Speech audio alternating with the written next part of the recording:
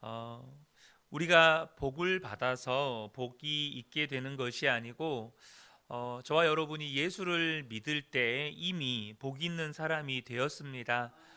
시편 112편은 복 있는 사람이 가진 뚜렷한 특징 두 가지를 먼저 말씀하는데요.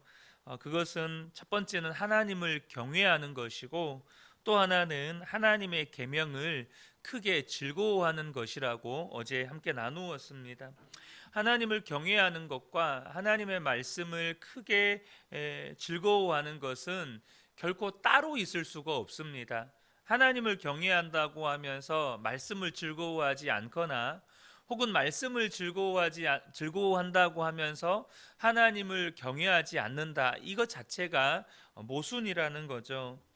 중요한 것은 하나님을 경외하는 사람 또 하나님의 계명을 크게 즐거워하는 사람들이 어떤 복을 받았느냐는 것이에요. 그 첫 번째가 정직하고 의로운 사람이 되는 것입니다. 여러분, 하나님은요 정직하고 의로운 사람을 주목하시고 그 사람을 통해서 역사하십니다. 저는 우리 성도님들의 삶에 날마다 주님의 역사가 쓰여지기를 축복합니다. 정직하고 의로운 사람, 하나님을 경외하고 주의 말씀을 즐거워함으로 정직하고 의로운 사람이 되었어요. 그 사람을 통해서 하나님 반드시 역사하십니다.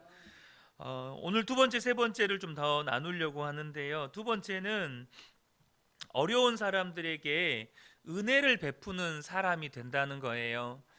5절 말씀을 보면 은혜를 베풀면서 남에게 구워주는 사람은 모든 일이 잘 될 것이다. 여러분, 우리는 꼭 우리의 시선은 모든 일이 잘 될 것이다로 가요. 여러분, 그지 않나요? 이것이 여전히 우리의 어떤 가치 기준, 이것이 육신적이고 또 이 땅에 영향을 많이 받는다는 거예요. 분명히 우리는 육신을 가지고 있기 때문에 영향이 없을 수는 없지만 여러분, 우리는요 예수를 믿는 사람입니다.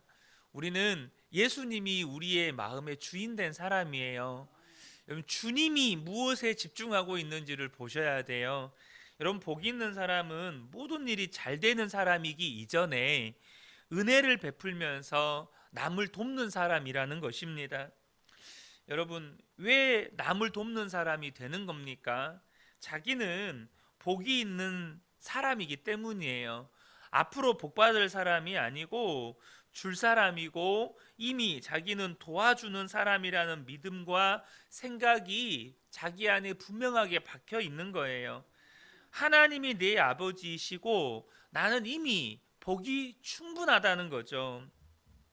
누가 나에게 도움을 요청할 때 왜 나한테만 도와달라고 하나, 이런 마음이 아니라 나는 복이 있는 사람이니까 누군가를 도와주는 건 당연해, 이런 생각을 가지고 있는 겁니다. 태국의 언어 중에 농부를 부를 때 사용하는 자콘이라는 단어가 있다고 해요. 근데 이 자콘이라는 단어의 뜻은 가난한 운명을 타고난 자라는 뜻입니다. 이미 가난한 운명을 타고나 버렸어요. 그래서 이 태국의 농부들은 스스로 생각할 때 자기는 가난한 운명을 가지고 태어났다고 생각을 합니다. 왜요? 자기는 자콘이니까. 사람들이 자기를 자콘이라고 불러요. 자기도 자기를 자콘이라고 생각을 해요. 그래서 이 가난이 대를 이어간다는 거예요. 여러분, 이 생각이라고 하는 것이 얼마나 무서운지를 아셔야 합니다. 안희숙 사모님이 쓴 죽으면 죽으리라고 하는 이 간증책을 보면 일제 시대 때 신사참배를 거부한 것 때문에 이제 감옥에 수감되었을 때 이제 많은 뭐 이 감옥은 그 수많은 죄수들이 있는 곳 아니겠습니까? 그런데 자기도 이제 죄수의 어떤 그 신사참배 거부라고 하는 이 죄목으로 이제 감옥에 수감되었을 때 그곳에 있는 수많은 죄수들, 흉악범들을 정말 지극정성으로 섬겼다는 거예요. 이렇게 얼마 되지 않는 밥, 그것도 이렇게 자기는 조금만 먹고 덜어서 다른 사람들에게 나누어 주며 살았다는 거죠.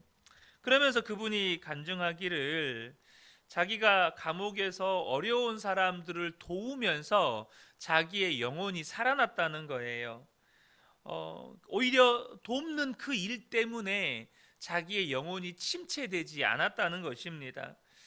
어떻게 여러분 그럴 수가 있을까요? 믿음 때문이라는 겁니다.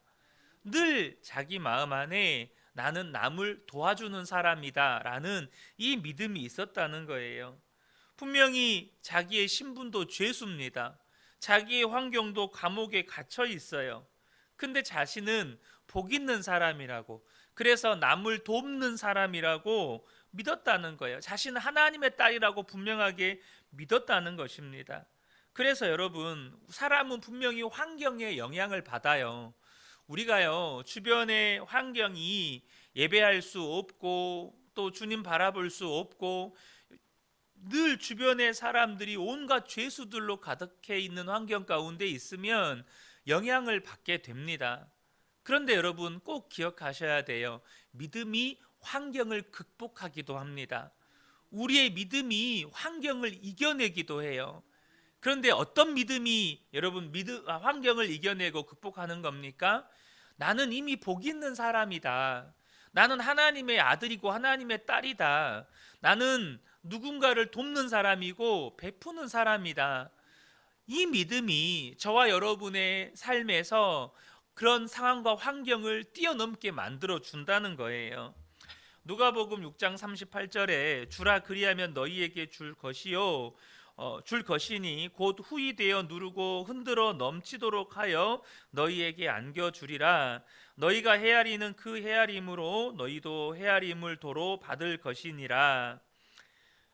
여러분, 왜 주님이 이렇게 우리에게 말씀하셨을까요? 우리가 복이 없는 사람이라면 주님이 이런 말씀을 하지 않으세요.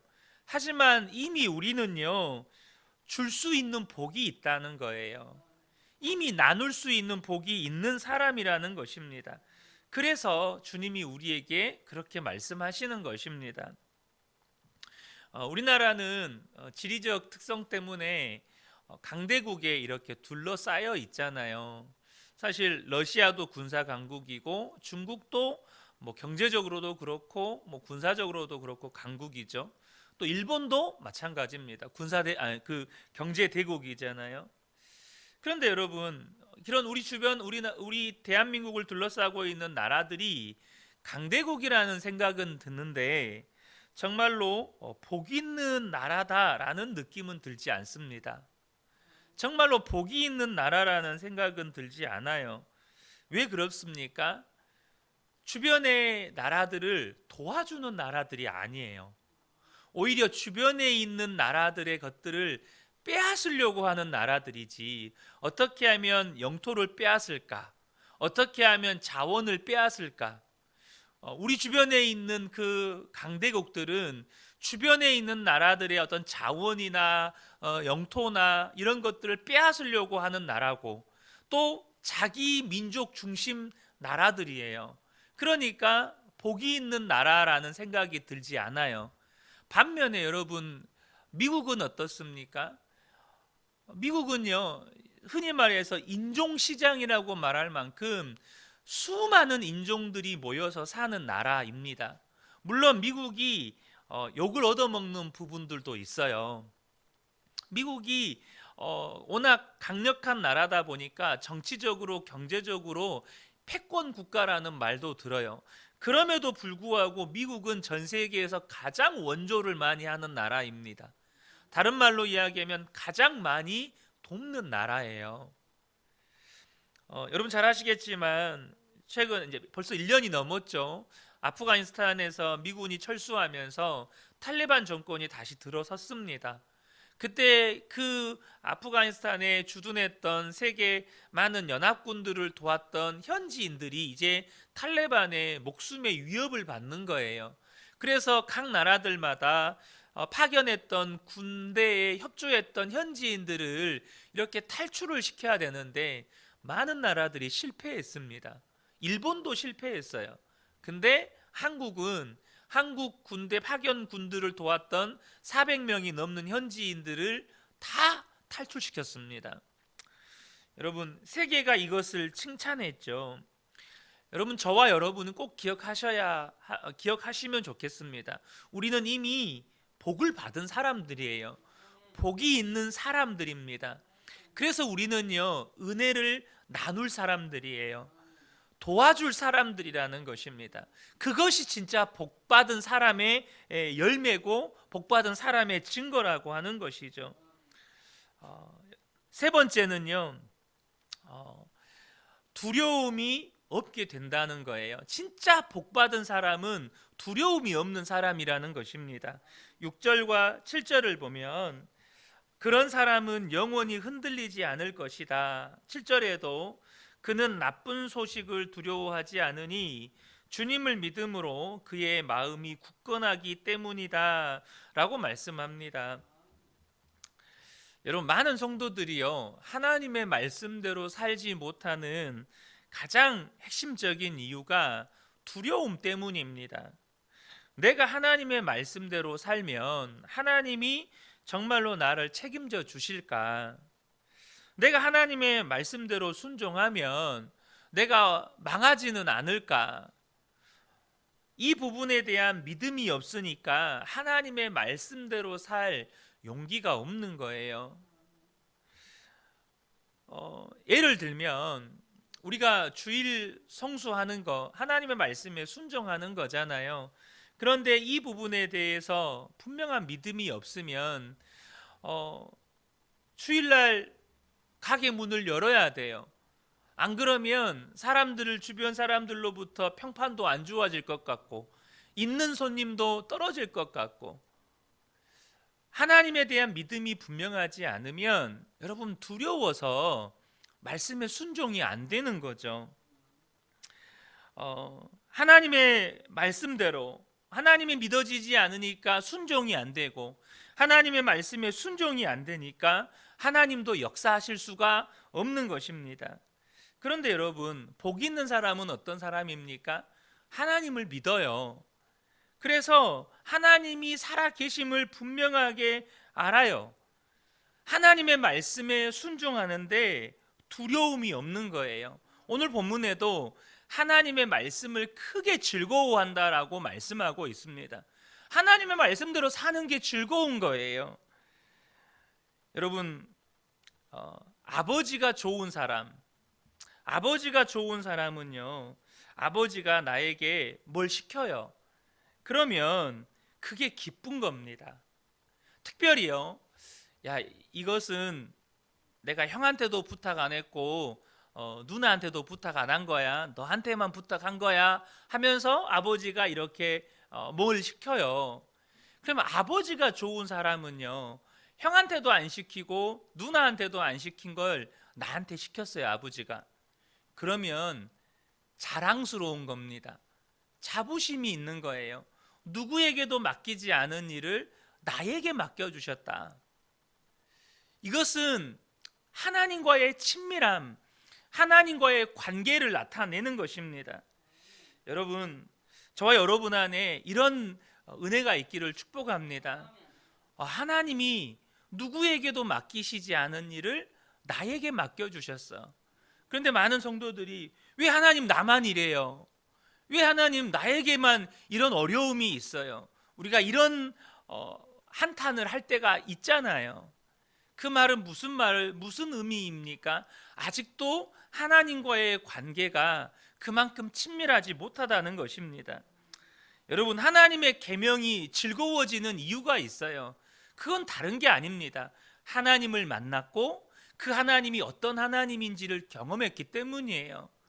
하나님이 어떤 하나님인 줄을 알면 여러분, 하나님의 계명은 즐거운 것입니다. 하나님의 계명대로 사는 일이 잘 되는 일인 것을 확신하는 거죠.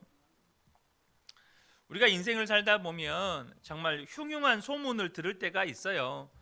또 안 좋은 이야기들, 안 좋은 소식들을 들을 때가 있습니다. 그런데 우리가 세상만 바라보고 세상 기준으로만 살면 그런 흉흉한 소문들, 안 좋은 소식들을 들으면 두려워져요. 잠도 못 자게 되는 경우도 있죠. 그런데 하나님이 정말로 믿어지는 사람은 그런 흉흉한 소문들, 안 좋은 소식들, 심지어 나에 대해서 오해하고 비난하는 그런 말들 앞에서도 두려워하지 않게 됩니다. 왜입니까? 하나님이 다 아신다고 믿기 때문이에요. 하나님이 선악간에 판단하실 거라고 믿기 때문이에요. 하나님께서 인도하실 거라는 것을 분명하게 믿기 때문입니다. 고린도후서 4장 8절에서 10절을 보면 우리가 사방으로 우겨쌈을 당하여도 쌓이지 아니하며 답답한 일을 당하여도 낙심하지 아니하며 박해를 받아도 버림받지 아니하며 거꾸로뜨림을 당하여도 망하지 아니하고 우리가 항상 예수의 죽음을 몸에 짊어짐은 예수의 생명이 또한 우리 몸에 나타나게 하려 함이라 라고 말씀합니다. 왜 사방에서 우겨쌈을 당하고 또 박해를 받고 거꾸로뜨림을 당해도 우리가 두려워하거나 망하지 않게 되는 것입니까? 여러분, 예수님 때문입니다. 다른 이유가 없어요. 그냥 예수님 때문이에요. 우리가 예수님을 알고 예수님을 믿고 그 예수님이 나와 함께 계신다는 것 때문에 날마다 동행하고 살면 그렇게 되는 거예요. 여러분, 저와 여러분이 예수님을 믿으셨다면 분명하게 이제는 아셔야 합니다. 우리는 이미 복을 받은 사람들입니다. 이미 복이 있는 사람들이에요. 그리고 복이 있는 사람이기 때문에 그렇게 사는 거예요. 저와 여러분의 삶이 그냥 하나님의 말씀이 즐거워요. 하나님의 말씀을 그냥 순종하는 게 두렵지가 않은 거죠. 여러분, 저와 여러분 안에 그때부터 이젠 하나님의 역사가 나타나기 시작하는 것입니다. 우리가요, 무언가를 믿고 또 그렇게 생각하는 건 우리의 말을 바꾸고 우리의 행동을 바꾸고 우리의 삶을 바꿉니다. 저와 여러분이 나는 하나님이 사랑하는 자녀다, 나는 하나님께 이미 모든 복을 받았다, 나는 하나님께서 복을 주셨기 때문에 주는 사람이지 받는 사람이 아니다, 나는 두려울 것이 없다, 그렇게 믿고 또 그렇게 생각하고 살기 시작하면 저와 여러분의 삶이 여러분의 말에서부터 변화가 시작되는 거예요. 여러분, 이미 복을 다 받았는데 원망할 일이 뭐가 있겠습니까? 복이란 복은 다 받았는데 불평할 일이 뭐가 있겠어요? 여러분, 저와 여러분의 입술에서 감사하다, 감사하다, 이것밖에 할 게 없는 거죠. 여러분, 저와 여러분이 예수를 믿고도 왜 나는 받은 복이 이렇게 없지? 하나님이 이것도 주셨으면 좋겠고 저것도 주셨으면 좋겠고 빨리 이 기도는 빨리 응답해 주셨으면 좋겠고, 여러분, 그러하기 때문에 우리의 삶에 주님의 역사를 경험하기가 어려운 것입니다. 2차 세계대전 때 영국의 맥도널드 목사님이 군인으로 참전했다가 이제 포로로 잡히게 되어서 독일군 포로 수용소로 끌려가게 되었습니다. 하루는 새벽에 친구가 급히 깨우더라는 거예요. 무슨 일이냐 그랬더니 이 친구가 이 기술공인데 수용소에서 막 이렇게 부품들을 모아가지고 라디오를 조립한 거예요. 그래서 이 라디오로 뉴스를 듣는데 그 들은 뉴스를 이 포로들에게 전해주는 거예요. 그런데 이 BBC 뉴스로 라디오 뉴스를 듣게 되었는데 노르망디 상륙 작전이 성공했다는 뉴스를 듣게 되었습니다. 그리고 이것을 포로들에게 다 전해준 거예요. 암호로 그들이 온다, 이렇게 이제 소식이 전해진 겁니다. 아직 독일군은, 그곳에 포로 수용소에 있는 독일군은 노르망디 상륙 작전이 성공했다는 소식을 전혀 알지 못했어요. 이것을 포로들에게, 이 포로 수용소에 갇혀 있는 모든 포로들에게 전해줬습니다. 그래서 그 새벽에 수용소에 있는 모든 포로들에게 그들이 온다고 다 전해진 거예요. 이들이 아침에 운동장으로 나와서 춤을 추기 시작했습니다. 춤을 추면서 외치기를 그들이 온다, 이렇게 막 외친 거예요. 그러니까 막루에서 이 포로들을 지켜보고 있는 이 독일군 병사들은 그렇게 생각했다는 거예요. 아, 얘네들이 오랫동안 포로 수용소 생활을 하니까 집단적으로 미쳤구나. 여러분, 이것이 예수를 믿는 저와 여러분의 이야기라는 사실을 분명히 아셔야 합니다. 여러분, 예수님께서 십자가에서 이미 모든 죄와 사망 권세를 이겼다는 소식을 우리는 알고 있어요. 모든 죄와 사망 권세를 예수님이 이기셨어요. 그 예수님이 우리 안에 오셨습니다. 그리고 우리에게는 이제 장차 하나님의 나라가 약속되어 있어요. 우리는 다 알고 있습니다. 그렇다면 여러분, 저와 여러분이 이것을 알고 있다면 저와 여러분의 삶은 달라야 돼요. 독일 군인들이 이 포로들을 바라보는 것처럼 어쩌면 세상 사람들이 우리를 바라볼 때 여전히 우리의 신분은 그들에 비하면 가진 것도 없고 능력도 없고 보잘것도 없는데 너무 기뻐하는 거죠. 너무너무 즐거워하는 거예요. 하나님의 말씀을 크게 즐거워하고 하나님을 경외하면서 두려움도 없이 살고 그냥 말씀에 순종만 하면서 사는 거예요. 여러분, 그때 우리의 삶 가운데에는 세상 사람들도 인정할 만큼 하나님의 역사가 쓰여져 가는 것입니다. 저는 우리 근혜교회 모든 성도님들이 진짜 복 있는 사람으로 살아가게 되시기를 축복합니다. 그래서 세상 사람들이 우리를 볼 때 저게 하나님의 역사구나, 하나님이 살아 계신다는 것을 저걸 두고 말하는 거구나, 그렇게 인정받게 되시기를 예수님의 이름으로 축복합니다. 아멘. 기도하겠습니다.